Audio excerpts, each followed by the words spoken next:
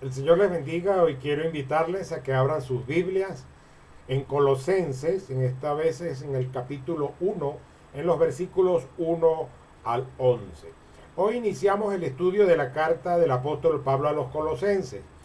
Y bueno, ya les dije quién es el autor. La propia carta nos da evidencia de que él es el, el autor, porque en el versículo número 1 él se identifica como el autor de la carta.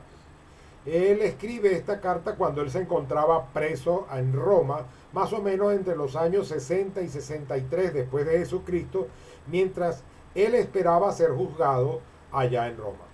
La carta se escribió para combatir errores que se habían infiltrado en la iglesia y que amenazaban la fe de los cristianos, poniéndolos en peligro de alejarse del evangelio por ciertas doctrinas y prácticas. Vale decir que la iglesia siempre ha estado amenazada por doctrinas falsas, por prácticas erradas, y obviamente la inmoralidad que han afectado el desarrollo de la vida cristiana, que afectan al cristiano, y al afectar al cristiano en particular, afectan a la iglesia en general. Al parecer, había un gnosticismo incipiente que todavía no se había desarrollado, ese se viene a desarrollar un siglo y tanto más adelante. Pero ¿cuáles son las bases, los principios básicos del gnosticismo? Hay dos principios básicos. Uno es que la salvación, y es lo que el apóstol Pablo viene a atacar en toda esta carta, que la salvación se daba por un conocimiento místico superior, o sea que había que tener como un grado superior para poder tener el conocimiento deseado de Dios. El segundo principio es que la materia es mala. De ahí viene aquello que el espíritu es bueno, pero el cuerpo es malo. Entonces viene, eso infiltró al cristianismo en la Edad Media y aún pasa a las iglesias católicas de manera particular con lo que es el castigo del cuerpo, la penitencia, etcétera, etcétera, porque el cuerpo es malo, pero el espíritu es bueno. Hay algunos principios específicos que ellos creían. Uno, habían, en este caso, querían que se observaran ciertos ritos religiosos de carácter judío. Esas eran cosas muy particulares que había en Colosenses. Esto lo dice en el capítulo 2, en el versículo 16. Entonces, querían que hicieran ritos que practicaban los judíos, pero ni los colosenses eran judíos ni nosotros somos judíos. Así que a nosotros no nos tocan los ritos judíos. Lo otro era la práctica rigurosa de prescripciones dietéticas específicas, que no puedes comer esto, que no puedes comer aquello, que esto está prohibido, etcétera, etcétera. Bueno, la Biblia no nos habla, sí nos habla en el Antiguo Testamento, da una serie de rigurosidad en cuanto a la alimentación, pero en el Nuevo Testamento nosotros encontramos cierta libertad y hoy con el momento de escasez que hay, obviamente, obviamente que debemos hacerlo, entendiendo que hay algunas especificaciones que uno debe cuidarse en este sentido. La otra era, había cierta tendencia al ascetismo, el versículo 20 del capítulo 2. Pero ¿qué es el ascetismo? El ascetismo es una doctrina que propone alcanzar la perfección moral y la madurez espiritual mediante hábitos de vida, mediante un estilo de vida de limitaciones y de renuncias materiales.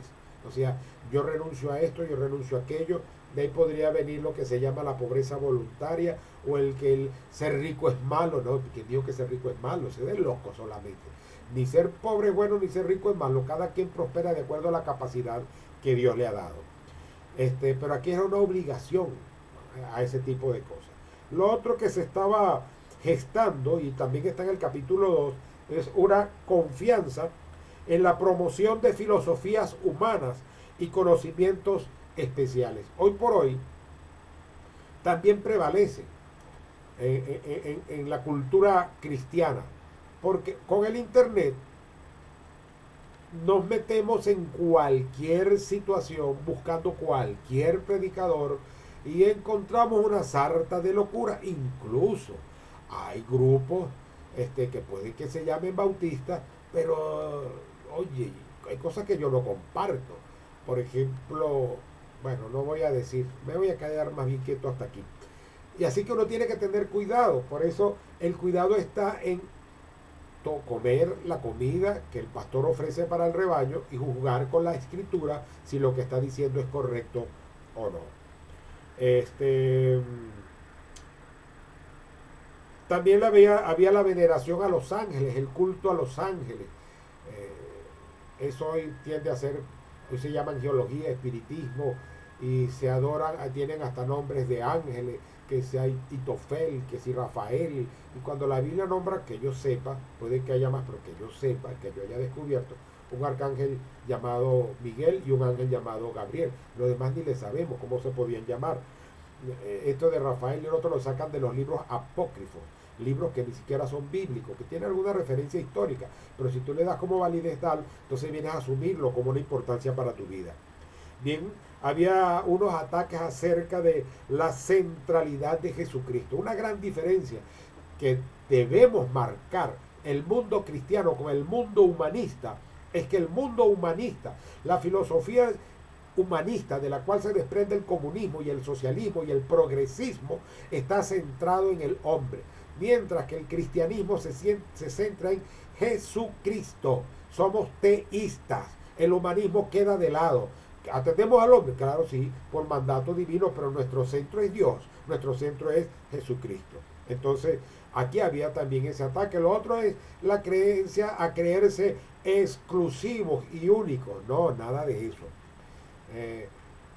Esto de exclusividad vuelve a la gente sectaria, y nosotros no somos sectarios, no somos sectarios. Una cosa es cuidar la denominación, cuidar los principios básicos del cristianismo, cuidar la fe y cuidar el rebaño. Otra cosa es ser sectario. Ahora, mirando ya el texto, encontramos que en el versículo 1 el apóstol Pablo se identifica como el autor y como apóstol de Cristo. Desde el versículo 1 comienza a hacer su defensa cristológica, o sea, a defender y a presentar la naturaleza de Cristo como divino, él como siervo de Jesucristo, y se define como apóstol. Y esto de apóstol lleva la idea de una misión, porque un apóstol es un enviado. En este sentido, todos los cristianos somos apóstoles. Ahora, cuando tú te pones un título de apóstol, bueno, hay que revisar más allá, son las carencias afectivas y necesidades de liderazgo o de promoción o de significancia que pueda tener la persona. Entonces, apóstol es la idea de misión, de autorización o de responsabilidad, porque quería decir un apóstol es una persona que está, que lleva una representación autorizada como un embajador allí. Entonces, el enviado, el apóstol, era considerado aquí de tanto valor, o era equivalente a quien lo enviaba, era su representante. Y él dice, apóstol de Cristo. Vale la pena recalcar que la palabra Cristo en esta carta a los colosenses es usada 26 veces, mientras que la palabra Señor solamente 7, porque aquí el problema era con la cristología, con la centralidad en Jesucristo. Y él dice, apóstol por la voluntad de Dios. Y entendemos que los dones espirituales los reparte es el Espíritu Santo, y es por la voluntad de Dios que él era apóstol y que yo soy pastor. En el versículo 2 ya viene refiriéndose a los destinatarios, y usa la palabra santos. La palabra santos en otras cartas, él se refiere a la iglesia que está, a los santificados en tal parte, a las iglesias de Galacia, pero aquí se habla específicamente a los santos, entendiendo que ellos ya estamos apartados, los cristianos ya estamos apartados, y se usa para denotar a todo creyente y no a ningún grupo especial o en particular, no a alguien porque tenga un conocimiento místico superior o un nivel de espiritualidad o allá más cerca de Dios sea más santo que otro. No, aquí se refiere a los santos porque todos somos hechos santos en Jesucristo. Cuando digo todo, digo todos aquellos que hemos creído en Jesucristo como nuestro Señor y nuestro Salvador personal, confesando nuestros pecados y apartándonos de las conductas pecaminosas que a Dios le desagradan. No por tener unas virtudes o cuestiones superiores. Santos, y viene esta preposición, en Cristo. A los santos en Cristo. Desde el inicio de la carta, el apóstol Pablo se propone afirmar la unión que existe del creyente, del cristiano, con el Señor Jesucristo, porque es en Cristo. La preposición en significa que está dentro de, en Cristo. Entonces, los santos en Cristo. La única manera de nosotros ser santos es porque estamos en Cristo. No somos santos porque nos hayamos portado bien, porque ayudemos a los pobres. No somos santos porque seamos buenos hijos. No somos santos, bueno, hay como millones de santos, que el santo, san no sé qué, san no sé qué otro, el santo del agua, el de la luz, del interior, de la camiseta, del brasier, por decir algo. Cualquiera le pone santo de algo porque hizo cualquier cosa. No, aquí se es santo porque se está en Cristo. Es lo que nos dice la palabra de Dios. Y viene un saludo, gracia y paz. Aquí es un saludo combinado del saludo griego y del saludo judío, elevándolo a un nuevo nivel de significación teológica. La gracia, el caris, representa el favor inmerecido de Dios por medio de Cristo. O sea, cuando le digo gracia y paz, estoy diciendo la gracia, la bendición de Dios, lo que tú no mereces, solamente lo recibes por Jesucristo y que lo sigas recibiendo, viene como deseo. Y viene ahora la palabra paz, que en griego es eirene y que en hebreo es shalom. Y dice, es que más allá de la ausencia de los problemas o de contiendas o de dificultades, es la presencia de armonía entre Dios y el hombre. Gracia y paz. Que el favor inmerecido de Dios lo tenga y que la paz de Dios, que sobrepasa todo entendimiento, lo disfrute, a pesar que estés por encima de las dificultades terrenales, propias y humanas que pueda existir. Y esto nos habla de orden. Aquí hay un orden. Solo a través de la gracia que ha sido puesta a disposición nuestra por la sangre de Cristo derramada, es que puede existir paz entre el hombre y Dios. En los versículos 3 al 8 nos encontramos las acciones de gracia que el apóstol Pablo da por el crecimiento de la fe de los colosenses y por el conocimiento del evangelio de la gracia.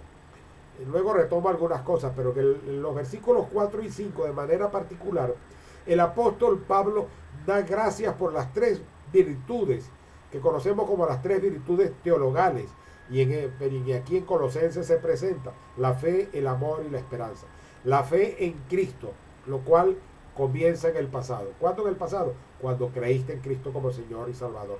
El amor es el amor que se manifiesta en el presente, producto de la fe en Cristo. Y la esperanza es la base futura de las virtudes, de las otras virtudes, que en este caso significa o se redirige a Jesucristo mismo, quien es la palabra de verdad del Evangelio. Bueno, volviendo en esta mirada general de los versículos 3 al 8, encontramos aquí un sumario de lo que es el Evangelio. El Evangelio es la buena noticia de Dios que nos coloca en una relación correcta con Dios. Es la buena noticia de Dios que nos coloca a nosotros, los hombres, en una relación correcta con Dios. El Evangelio es verdad. Brinda al hombre no conjeturas, no ideas, sino certezas sobre Dios. El Evangelio es universal. No está limitado a alguna raza, algún grupo selecto que Dios escogió. No está limitado a una nación, a una clase o a una condición humana particular. El mensaje del Evangelio, el gozo de la paz del Evangelio están al alcance de todos sin excepción. Porque de tal manera amó Dios al mundo. ¿Quién es el mundo? El mundo, todos los seres humanos que estamos en el cosmos, en lo creado por Dios. No es el mundo de los escogidos, el mundo, todos los humanos somos objeto del amor de Dios y podemos acceder a ese beneficio de la salvación. Dicen los versículos más adelante que el que cree es salvo y el que no cree es condenado. El Evangelio es productivo porque produce frutos en forma creciente. Cambia las vidas de las personas, cambia las vidas de las sociedades. Si el Evangelio cambia la vida de un hombre en el hogar, va a influir ese hombre con su vida transformada en la vida del hogar y el hogar va a cambiar. Y el hogar va a influir de manera positiva en el grupo social en el cual se desenvuelve. Así que si la sociedad cristiana valorara en realidad todo eso que Dios ha dado, sería productivo con su aporte para el desarrollo, para el crecimiento y para la gloria de Dios en el mundo, en la sociedad y en el país en el cual se desenvuelve. El Evangelio habla de gracia. No es el mensaje de lo que Dios te pide, sino es el mensaje de lo que Dios te ofrece y de lo que Dios te da. Y el Evangelio se transmite humanamente.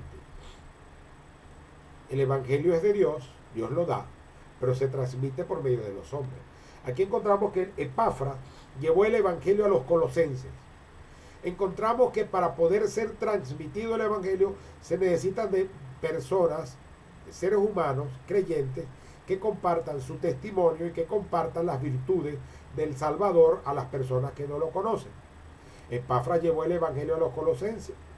Poseer la buena noticia del Evangelio implica la obligación de compartir el Evangelio. En los versículos 9 al 11 de esta oración de Pablo aprendemos dos grandes peticiones que debemos tener en toda oración. Debemos discernir y conocer la voluntad de Dios. Ella está en la Escritura, en la palabra de Dios. Debemos discernir la palabra de Dios. ¿Cuántas locuras se cometen en nombre de Dios? Incluso cuántos crímenes y asesinatos históricos por siglos en nombre de Jesucristo se ocasionó o se hizo por otras iglesias, por otros credos. Y hoy se hace incluso por el mundo musulmán en contra de los que no son como ellos. Ese es el gran peligro de nuestro tiempo, hoy, acá.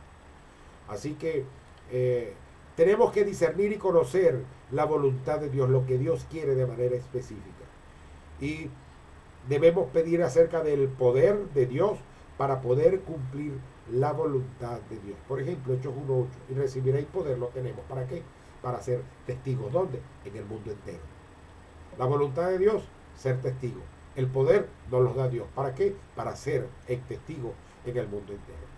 En el versículo 9, Pablo inicia pidiendo que sean colmados de un conocimiento cada vez mayor de la voluntad de Dios.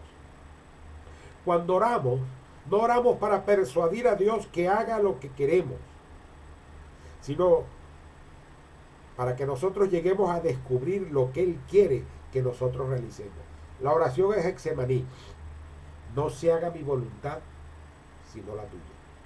O sea, Jesucristo le dice al Padre, no ajuste tu voluntad a lo que yo quiero y a lo que yo creo. No, sino que yo me ajuste a lo que tú quieres que yo haga. Debemos orar por sabiduría y por inteligencia espiritual. Pablo pide que se entiendan las grandes verdades del cristianismo y que sean capaces de aplicarlas a las tareas y a las decisiones del diario vivir. Oración que debemos nosotros hacer en este tiempo. En este conocimiento de la voluntad de Dios y esta sabiduría e inteligencia espiritual debe producir una conducta recta, una conducta que agrade a Dios, como lo dice el versículo 10. Debemos orar, no para estar apartados de la vida, sino para vivir como debe vivir un hijo de Dios que está en un mundo al cual no pertenece, en el cual somos peregrinos, sabiendo que nuestra ciudadanía está en los cielos, pero que aquí estamos puestos para testificar y para compartir las virtudes del Señor, para ser modelos y ejemplos, para que Cristo viva en nosotros y mostrar que Él está en nosotros. Para poder realizar esto, necesitamos poder. Y el versículo 11 dice que debemos ser fortalecidos con todo el poder de Dios. debemos llevar el conocimiento a la práctica. Dios no solo revela su voluntad, sino que también nos capacita para realizarla. Y no nos va a pedir a nosotros algo que no podamos hacer. Así que cuando conocemos la voluntad, debemos hacerla. El no hacerla va a acarrear problemas para tu vida, desde el punto de vista psicológico, o sea, mental, espiritual, moral, familiar, social, personal, interpersonal. Pablo ora por 3 grandes dones que él quisiera ver que los colosenses tuvieran, y son cosas que nosotros debemos desarrollar también en nuestra vida. Uno es la paciencia, y aquí la paciencia va unida con otra palabra, longanimidad. Y a veces decimos que la longanimidad es la paciencia extrema. Yo voy a diferenciar estas dos cosas. La paciencia, aquí, no es solo soportar las cosas, sino tener la habilidad de cambiarlas en gloria mientras se soportan. Que estás necesitado, que estás enfermo, que hay una situación grande, difícil en tu vida, que el Señor te dé la paciencia para soportarla y para poder transformar en gloria para Dios eso que estás viviendo. Es el espíritu. La paciencia es el espíritu que no puede ser vencido por ninguna circunstancia de la vida y al que ningún acontecimiento puede doblegar. La paciencia es la capacidad de salir triunfante en cualquier cosa que nos pueda suceder en la vida. Pero en la longanimidad también es paciencia, pero paciencia con la gente. El otro es paciencia con las cosas, con las circunstancias, con los problemas y las dificultades.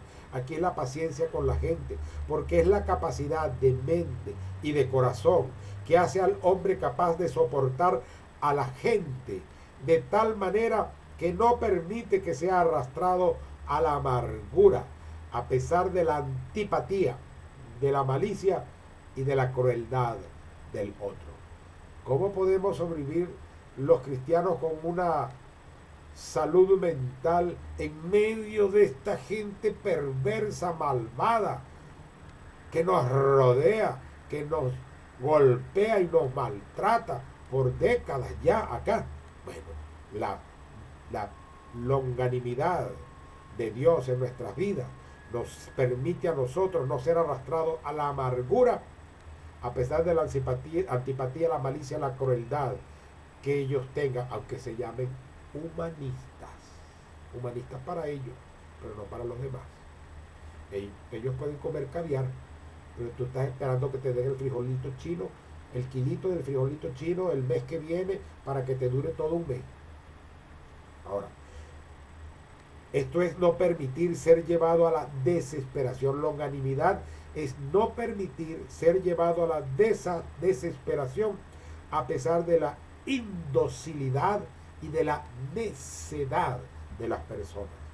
Longanimidad es no permitir que la insensatez lo lleve a exasperarse, ni su indiferencia pueda alterar nuestro amor. Pablo ora para que el cristiano sea tal que ninguna circunstancia pueda doblegar su fortaleza y ningún ser humano pueda vencer su amor. Que jamás se desespere ante una situación o ante una persona. Voy a tomar un pedacito del versículo 12, que lo vamos a tratar la próxima semana, pero a esto se añade el gozo. Eso está en el versículo 12. Es un gozo en toda circunstancia. Es algo que no puede ser apagado por las dificultades de la vida. Es una actitud radiante y luminosa de la vida. Regocijaos en el Señor siempre. Otra vez digo, regocijaos.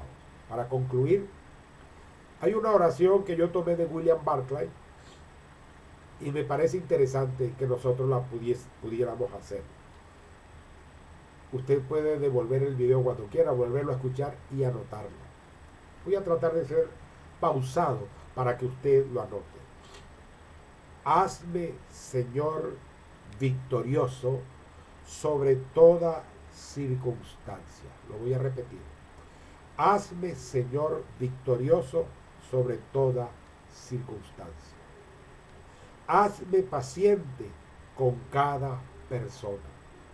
Repito, hazme paciente con cada persona. Y dame además un gozo del que ninguna circunstancia ni persona puedan privarme. Repito, y dame además un gozo del que ninguna circunstancia ni persona puedan privarme. Repito la oración completa. Hazme, Señor, victorioso sobre toda circunstancia y hazme paciente con cada persona. Y dame además un gozo del que ninguna circunstancia ni persona pueda privarme. El Señor nos bendiga. Oremos.